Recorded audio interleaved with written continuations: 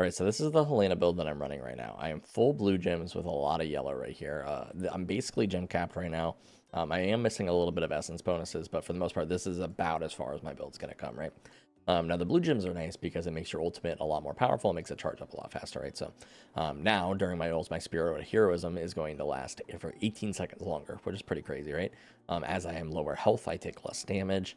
I have just more spirit in general. I get a little bit of strength and stuff during my ultimate, 24% to be exact, which is pretty crazy, right? A lot of really good stuff that is coming from this, right? So this is going to make my ultimate charge up faster.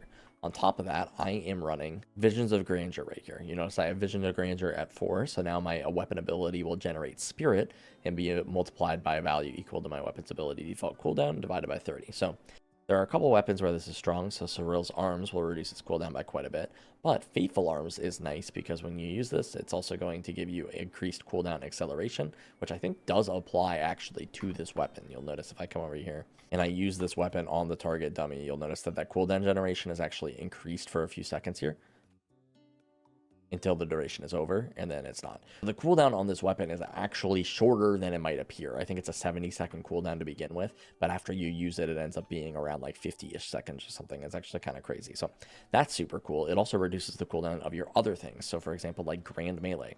I'm also taking the 20% reduced down cooldown on Grand Melee. So I basically get into this loop where I can Grand Melee and ult like every pack, every other pack. It's actually pretty crazy, right?